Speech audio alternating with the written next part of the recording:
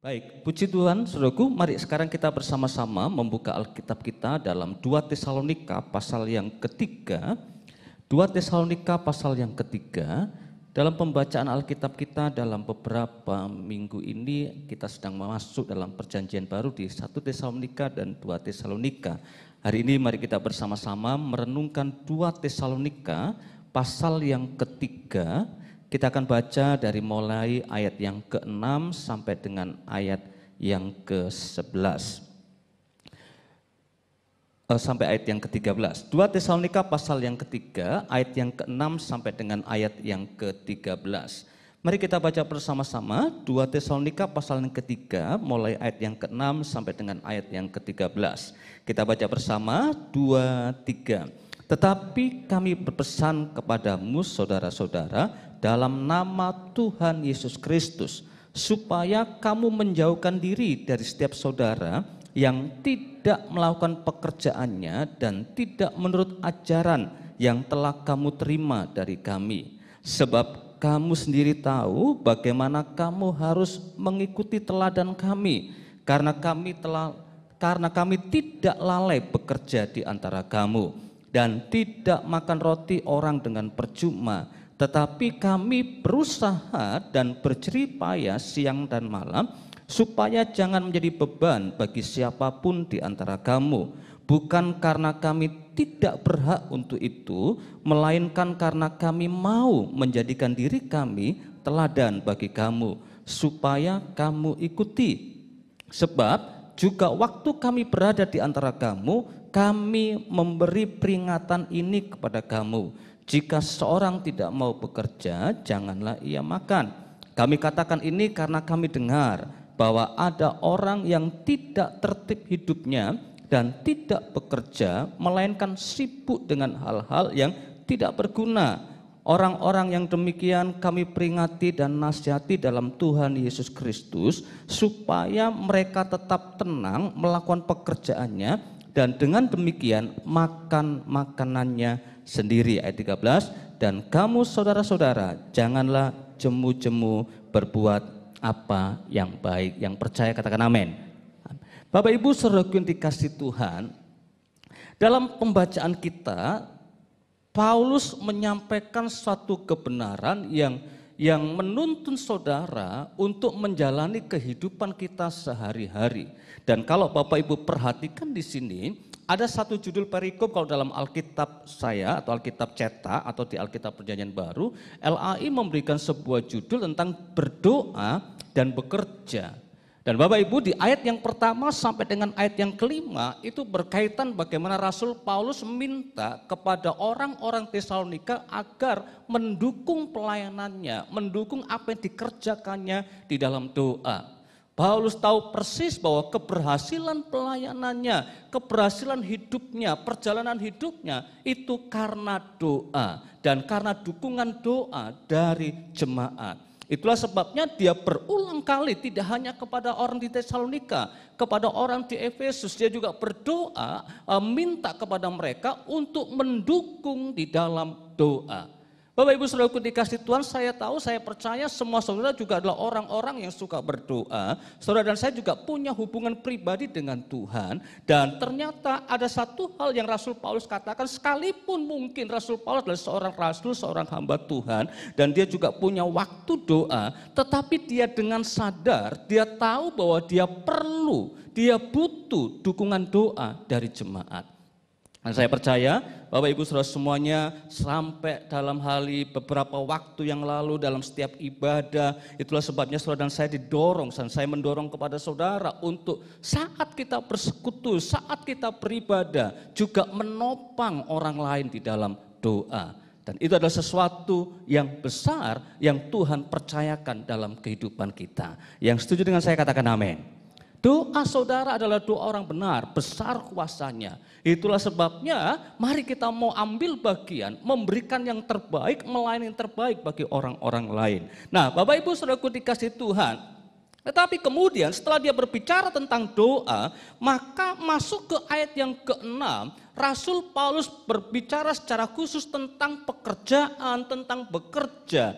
Nah Bapak Ibu, mengapa ini dikatakan, secara khusus dikatakan ayat yang ke-11 Bapak Ibu. Mari perhatikan bersama-sama, apa yang menyebabkan Rasul Paulus berbicara menyampaikan pesan Tuhan berkaitan dengan pekerjaan, berkaitan dengan bekerja, berkaitan dengan aktivitas sehari-hari. Saudara perhatikan di ayat yang ke-11. Mari kita baca bersama, 2, 3. Kami katakan ini karena kami dengar bahwa ada orang yang tidak tertib hidupnya dan tidak bekerja, melainkan sibuk dengan hal-hal yang tidak berguna. Bapak Ibu Saudaraku dikasih Tuhan, bagian ini meresponi kondisi keadaan jemaat di Tesalonika yang dikatakan Bapak Ibu, ketika saya membandingkan juga dalam terjemahan bahasa Indonesia masa kini, dalam terjemahan sederhana, maka dikatakan di sana Rasul Paulus menegur mereka, Rasul Paulus menulis surat itu karena adanya orang-orang Kristen, orang-orang jemaat Tuhan di Tesalonika yang tidak mau bekerja, yang tidak mau melakukan pekerjaan, yang tidak mau melakukan sesuatu aktivitas yang berguna dalam kehidupannya. Saudaraku, bahkan dikatakan tidak melakukan sesuatu apapun. Kalau dalam terjemahan yang lain, tidak melakukan sesuatu apapun. Nah, Bapak Ibu Saudaraku dikasih Tuhan, ini adalah hal yang sering kali terjadi dalam kehidupan orang-orang jemaat Tuhan, orang-orang Kristen. Bapak Ibu, ada sebagian orang berkata ketika mereka tidak bekerja atau tidak melakukan segala sesuatu, menganggap bahwa pekerjaan itu adalah kutukan. Pekerjaan itu tidak rohani. Pekerjaan itu bukan perkara yang rohani. Cari uang itu duniawi. Sehingga mereka akhirnya tidak mau melakukan aktivitas pekerjaan itu dan menganggap itu sebuah kutukan atau hukuman. Bapak Ibu saudaraku dikasih Tuhan, Bapak Ibu bisa melihat di dalam Kejadian yang seringkali membuat banyak orang Kristen salah menafsirkan hal ini. Memang ketika Adam dan Hawa jatuh dalam dosa, maka dihukumlah Adam dan Hawa. Mulai hari ini engkau keluar dari Taman Eden dan mulai saat ini engkau harus bekerja banting tulang, mengeluarkan keringat, mengolah tanah. Sehingga tanah ini akan bisa menghasilkan ketika engkau olah, bekerja keras. Tetapi Bapak Ibu, ketika di Taman Eden, Adam bukan pengangguran. Di Taman Eden, Adam bukan orang yang leye-leye. Adam di Taman Eden bukan orang yang tidak melakukan tugasnya. Karena di Taman Eden ada satu perintah yang Tuhan berikan kepada Adam. Kamu ditempatkan di taman ini dan kemudian mengelola taman itu. Bapak Ibu, mengelola, mengerjakan taman itu. Dan salah satu yang dikatakan Adam harus mulai sibuk memberi nama binatang-binatang, mulai sibuk memberi nama tumbuh-tumbuhan, mulai sibuk melakukan segala sesuatu. Yang namanya mengelola itu bukan tiba-tiba langsung jadi. Tidak Bapak Ibu. Adam juga bukan seorang tukang sulap dan kemudian abrakadabra semua taman semua menjadi baik. Tidak. Tapi sebuah aktivitas mengelola, cuma bedanya Bapak Ibu. Adam mengerjakan di Taman Eden sesuatu yang dikatakan mereka mengalami sesuatu keadaan yang baik dan tidak harus bekerja banting tulang untuk mengelola mengerjakan itu. Tapi beda ketika dia jatuh dalam dosa. Bapak Ibu saudaraku dikasih Tuhan. Oleh karena itu Bapak Ibu, Paulus mengingatkan kepada mereka. Dengan kata lain mungkin dengan kata sederhana, lakukan apa yang Tuhan percayakan kepadamu. Karena hal-hal yang kamu lakukan itu adalah baik. Sudah perhatikan bersama-sama. Itulah sebabnya di ayat yang ke-13 yang kita baca di bagian terakhir tadi. Dan kamu saudara-saudara janganlah jemu-jemu berbuat apa yang baik. Dan di ayat yang ke-12 dia mengatakan supaya kamu tetap tenang melakukan tugas pekerjaanmu.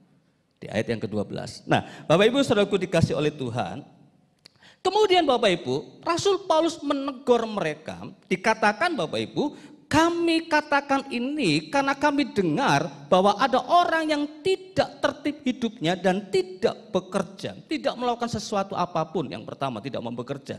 Tetapi dalam terjemahan yang lain tapi dikatakan begini saudaraku, bahwa kami mengatakan ini sebab kami mendengar bahwa ada orang-orang di antaramu yang hidup bermalas-malas. Hidup bermalas-malas. Katakan sebelahmu, itu bukan kamu. Amin. Amin Bapak Ibu. Nah saudaraku, karena ternyata mereka adalah orang yang hidup bermalas-malasan. Bapak Ibu saudaraku dikasih Tuhan. Saudara kalau memperhatikan Amsal Sulaiman, kitab Amsal, maka akan saudara menemukan ada banyak ayat yang menegur orang-orang untuk tidak bermalas-malasan, untuk tidak menjadi seorang pemalas. Di antaranya Bapak Ibu dalam Amsal pasal yang ke-6, ayat yang ke-6. Tapi kalau anak saudara lagi tidur-tiduran, tidak mau kerja, jangan keluarkan ayat ini saudara ya. Nanti dia marah. Jadi saudara mesti punya, sudah tahu ini enggak boleh, tapi bagaimana caranya mengajar mereka saudara, ya, mendidik mereka. Ayo kita baca bersama-sama Amsal 6 ayat yang ke-6. 2, 3. Hai pemalas, pergilah kepada semut, perhatikanlah lakunya dan jadilah bijak. Amsal 6 tadi Amsal 6 ayat 6, kemudian Amsal 6 ayat 9. Hai pemalas, berapa lama lagi engkau berbaring? Bilakah engkau akan bangun dari tidurmu? Amsal 19 ayat 15. Ayo kita baca bersama-sama. Amsal 19 ayat 15. 2, 3. Kemalasan, kita ketemu Amsal 15. Amsal 19 ayat 15. Amsal 19 ayat 15. Mari baca bersama-sama. 2, 3. Kemalasan mendatangkan tidur nyenyak, dan orang yang lamban akan menderita lapar. Nah, kita baca lagi Amsal 26 ayat 14. Pernyataan Salomo dengan hikmatnya luar biasa bisa menggambarkan tentang kondisi orang-orang seperti ini. Amsal 26 ayat 14, mari baca bersama-sama. 2, 3. Seperti pintu berputar pada engselnya, demikianlah si pemalas di tempat tidurnya. Yang dalam yang lain berkata, tidur sebentar lagi, bangun sebentar lagi, tidur sebentar lagi, bangun sebentar lagi. Bapak Ibu saudaraku dikasih Tuhan, ini adalah kondisi yang bahkan dikatakan dengan tegas. Salomo berkata bahwa para pemalas itu akan mengalami kelaparan, akan mengalami kondisi yang tidak baik, dan tidak akan mengalami yang keadaan secara jasmani, keuangan yang baik. Bapak Ibu saudaraku dikasih Tuhan, saya yakin pemahaman ini ada di benak saudara. Ada, tetapi seringkali kita enggan melakukannya. Dan kadang-kadang kita juga tidak tahu bagaimana caranya mengajar anak-anak kita. Bapak Ibu saudaraku, apalagi di Tarakan ini dengan situasi hujan kayak begini, pagi-pagi sudah hujan, waduh rasanya itu lebih nyaman kalau di tempat tidur. Rasanya nyaman sekali.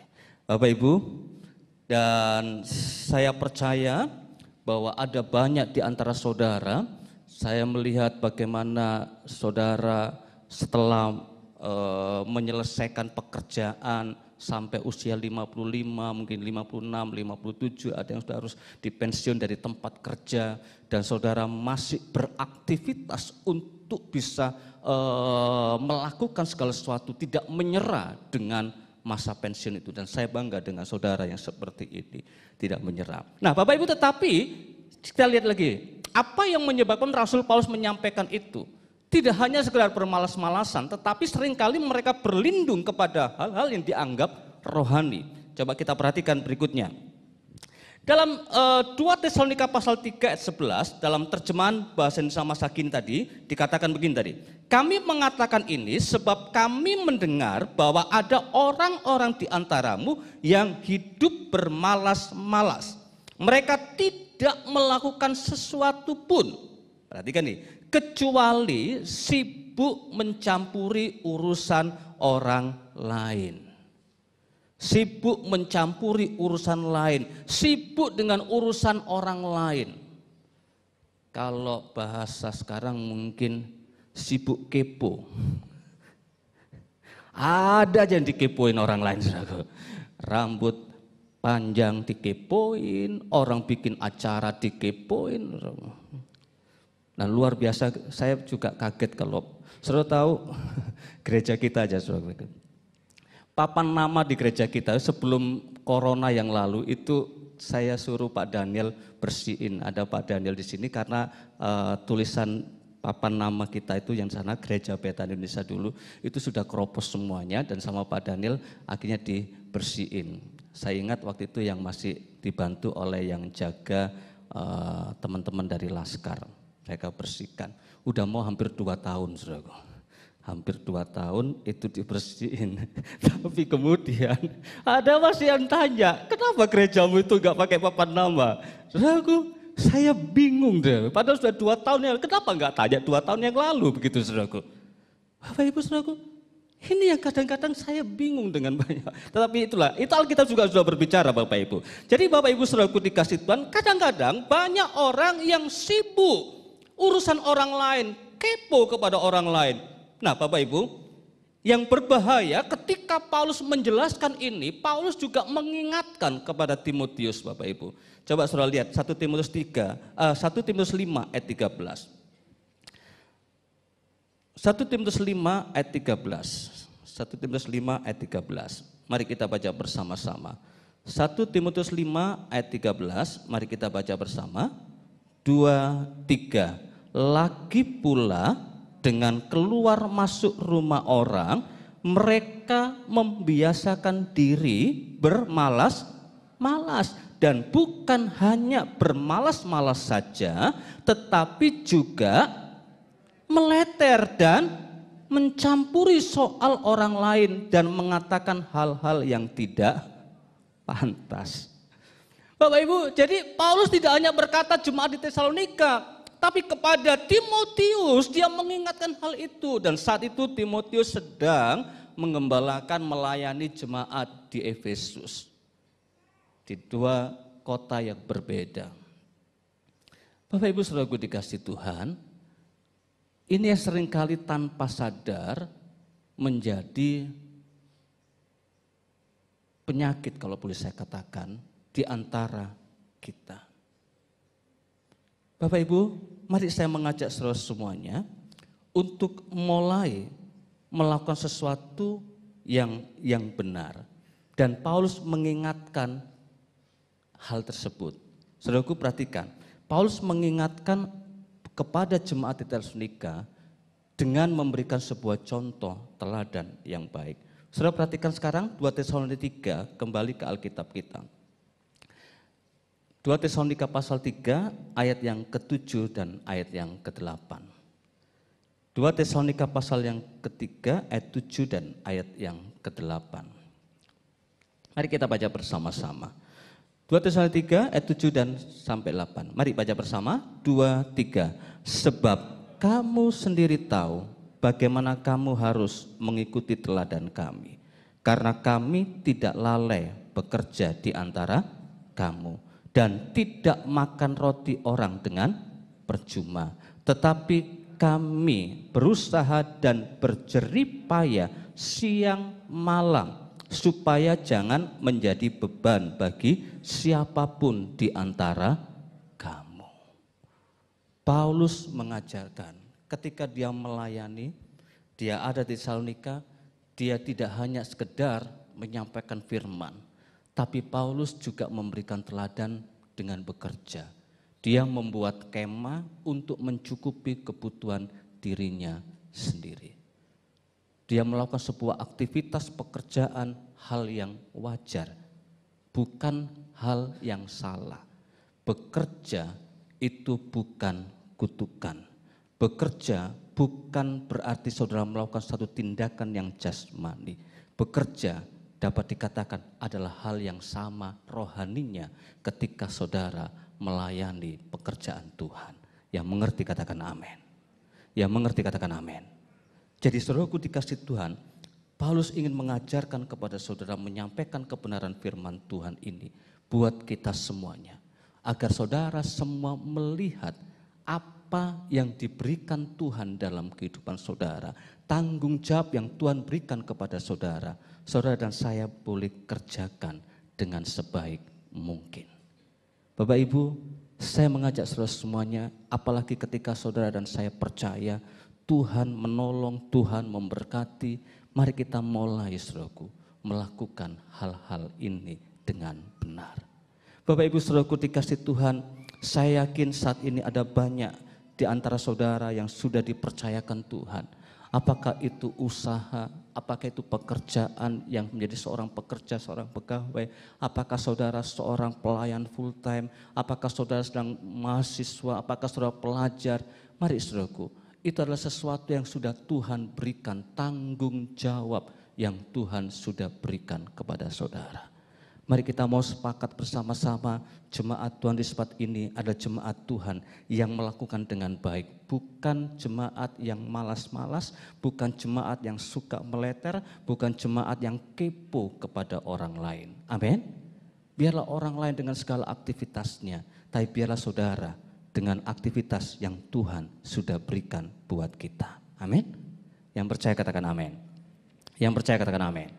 Kasih ingat sebelah saudara, ingat. Kerjakan apa yang kau kerjakan saja gitu. Amin Bapak Ibu.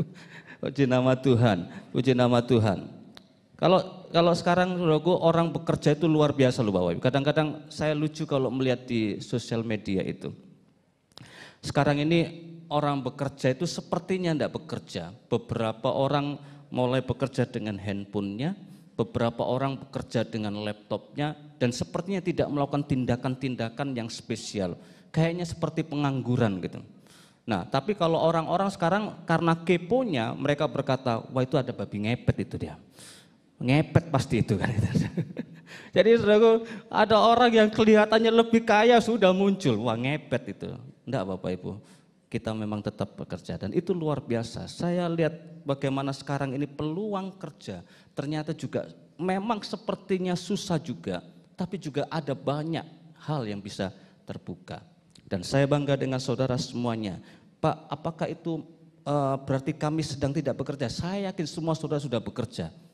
Tetapi saya ingin mengingatkan saudara kembali sebagaimana firman Tuhan. Mengapa? Agar saudara dan saya mencintai apa yang Tuhan berikan pada saudara. Yang mengerti katakan amin. Saudara perhatikan kembali. 2 Tesalonika pasal 3, perhatikan ayat yang ke-12. 2 Tesalonika 3 ayat 12. Mari baca bersama-sama. Tuhan mau ajarkan buat saudara untuk mencintai, melakukan dengan penuh sukacita apa yang Tuhan sudah percayakan kepada saudara. 2 Tesalonika 3 ayat 12. Baca bersama-sama. 2, 3. Orang-orang yang demikian kami peringati dan nasihati dalam Tuhan Yesus Kristus supaya mereka tetap tenang melakukan pekerjaannya dan dengan demikian makan makanannya sendiri. Saudara perhatikan, agar saudara semuanya tetap tenang melakukan pekerjaan saudara. Agar saudara dan saya tetap tenang, tetap sukacita untuk bekerja dengan baik. Kalau dalam terjemahan yang lain dikatakan supaya mereka bekerja dengan tentram dan mencari nafkah mereka sendiri.